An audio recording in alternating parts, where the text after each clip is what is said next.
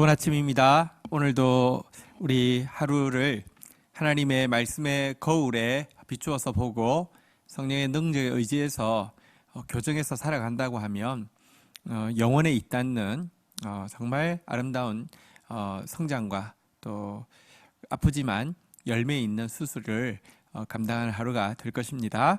오늘 말씀은 학개서 1장 5절에서 11절 말씀입니다. 학개서 1장 5절에서 11절 5절 읽고 시작하도록 하겠습니다. 그러므로 이제 만군의 여호와가 이같이 말하노니 너희는 너희의 행위를 살필지니라. 자, 어제 학개가 시작되어지고 학개서에서 사실은 모두 자기 일만 생각하고 하나님의 일은 생각하지 않고 있는 것을 살펴보았습니다.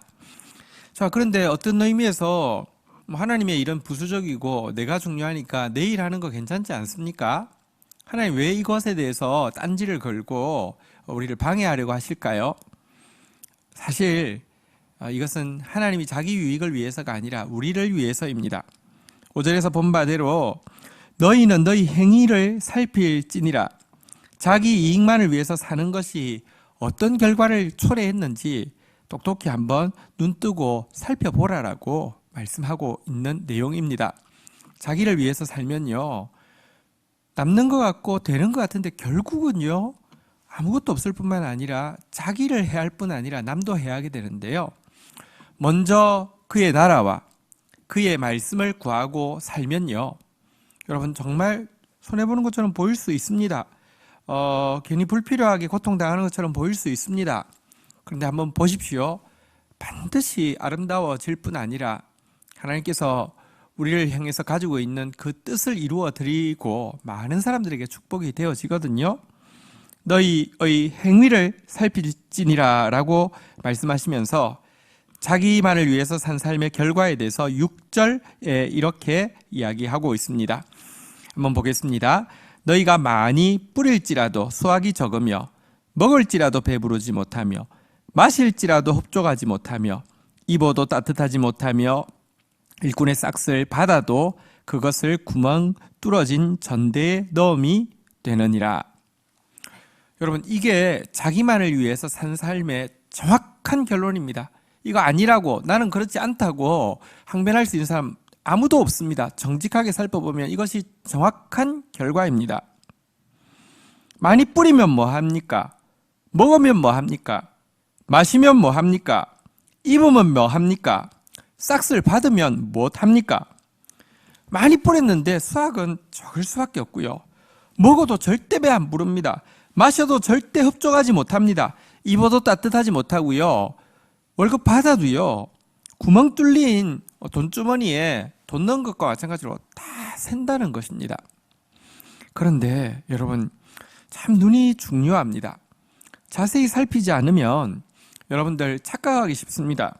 사단은 무엇에 집중하게 하는 줄 아십니까? 뿌리고 있는 것에 집중합니다. 막 뿌리고 있는데, 투자하고 있는데, 먹고 있는 것에, 마시고 있는 것에, 입고 있는 것에, 받고 있는 것에 집중하게 합니다. 그런데 지혜는 무엇이냐고 하면요, 그래서 어떻게 되었는데 그 결과를 볼 수 있게 하는 것이 지혜입니다. 너희 행위를 살필지라고 말씀하신 것은 이와 같은 자기만을 위해 사는 삶의 결과를 직시하라는 것이죠.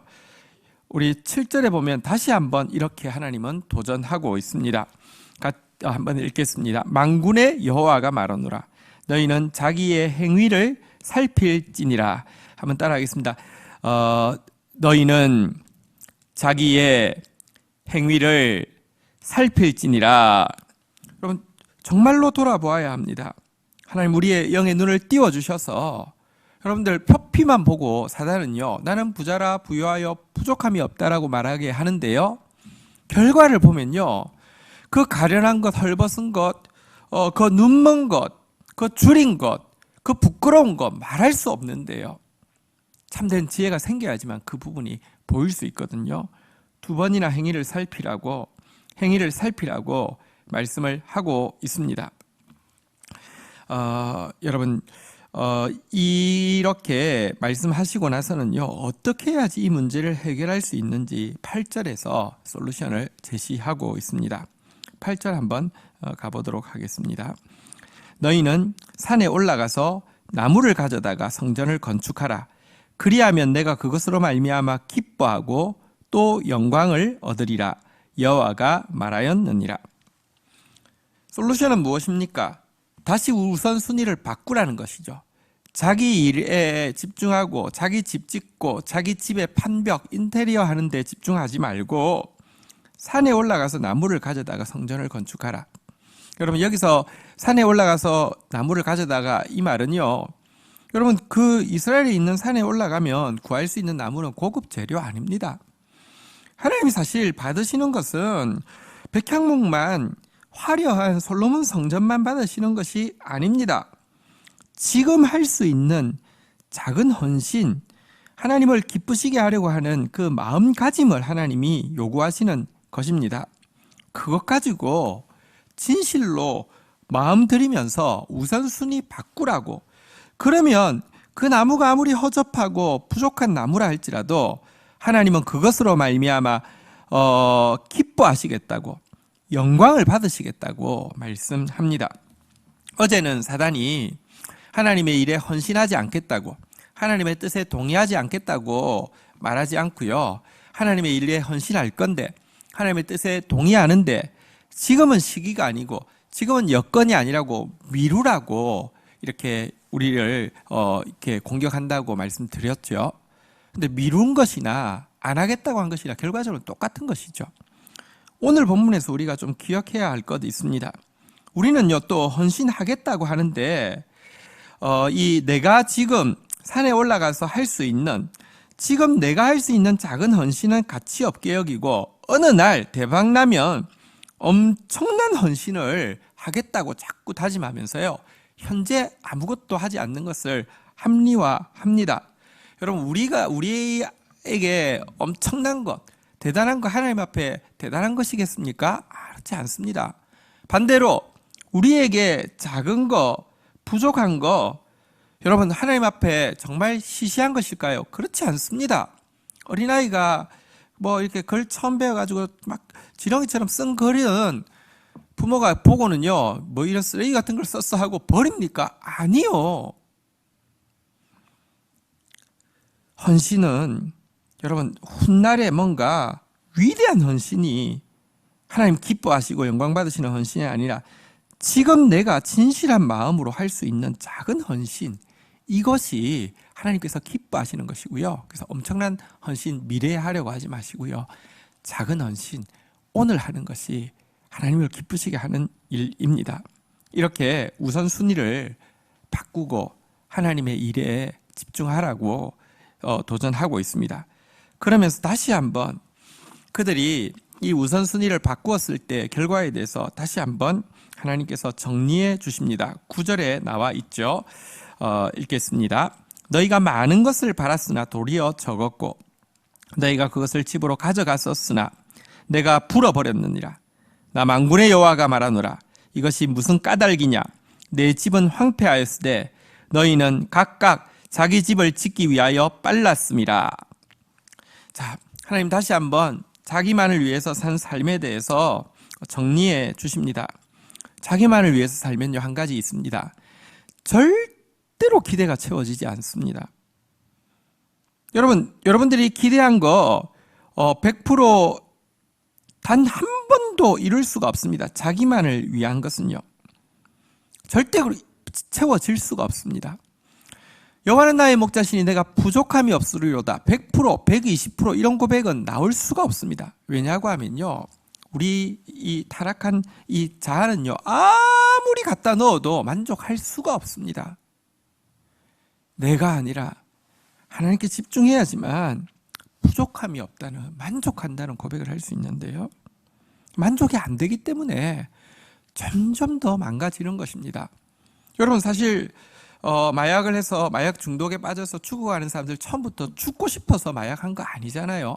쾌락을 얻기 위해서 마약하는데요, 이게 쾌락을 점점 더 짧은 시간에 점점 더 세게 얻고 싶어서 제일 처음에는 무슨 뭐 이렇게 쇼핑 중독이 되었을 수도 있고요. 아니면 성 중독이 될 수도 있고요. 게임 중독이 되었을 수도 있고 뭐 여러 가지 알코올 중독이 될 수도 있고 한데요. 점점 하면 더 빠르게 그리고 더 강하게 나를 쾌락으로 밀어주는 것이 마약이니까 마약에 빠집니다. 마약에 빠지고 나면요. 더 강한 거 맞고 더 빠른 거 맞는데 문제는요. 안 채워진다니까요. 그 안 채워지는 그것 때문에 결국은 죽을 때까지 점점 더 파괴되어져 가는 것이에요. 자기만을 위해 사는 삶은 절대 만족이 없었습니다. 또 여기 보니까 집으로 가져갔으나 내가 불어버렸느니라 이렇게 말씀하고 있습니다. 그 남은 거라도 여러분 가져가면 집에 가져가면 쌓아서 점점 쌓아두면 점점 쌓여서 나중에는 100%가 될까요? 아니요. 가져간 것마저도 하나님이 쭉정이 불듯이 훅 하고 불어버려서 절대 남지 않게 하신다고 말씀하고 있습니다. 이유가 뭐라고요? 우선순위가 바뀌었기 때문입니다. 먼저 그의 나라, 그의 말씀 구하라고 했는데요. 먼저 내 집, 나만을 위해서 살기 때문입니다. 하나님의 말씀을 구하고 하나님 나라를 구한다는 것은 무엇입니까? 사실은요, 하나님의 나라는 여기 있다 저기 있다 할 것이 아니라 우리 안에 있다고 했습니다. 내 영혼의 집이 하나님 앞에서 건강하고요.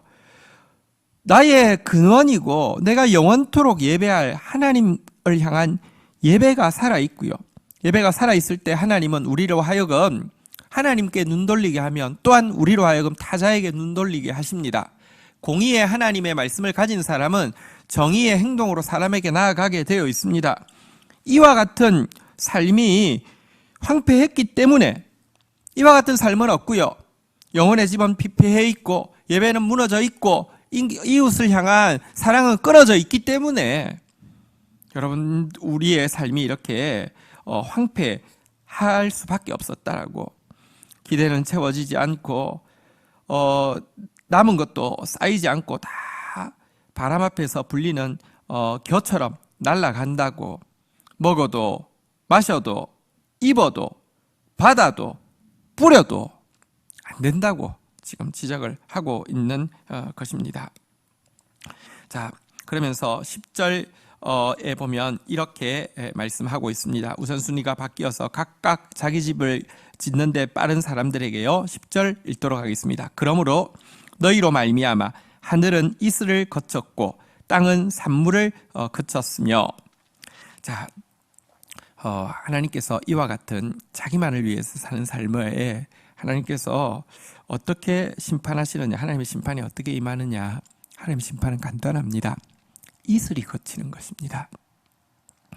세상은요, 흉용하고 창일한 큰 하수를 약속합니다. 한 방에 그냥 확 바꾸는 것. 하나님의 방법은요, 축복할 때도 이슬이고 심판할 때도 이슬을 거두는 것이 심판이고 축복은 이슬이 내리는 것이 축복입니다. 이슬같이 매일매일 내리는 은혜가 우리를 정말 살아나게 하는데요. 반대로 이슬같이 매일매일 내리는 은혜가 거치게 되어지면요. 여러분 그것이 재앙입니다. 만나가 그치는 것이 재앙이고요. 이슬이 거치는 것이 재앙입니다. 이슬이 거치면 땅의 산물은 거치게 되어 있습니다. 11절 한번 볼까요? 같이 한번 읽도록 하겠습니다. 시작. 내가 이 땅과 산과 곡물과 새 포도주와 기름과 땅의 모든 소산과 사람과 가축과 손으로 수고하는 모든 일에 한재를 들게 하였느니라. 이슬이 거치면 찾아오는 것이 한재입니다. 한재란 무엇이냐고 하면 여러분 사실 한재란 어떤 의미에서 당장 보기에는 좋은 것입니다.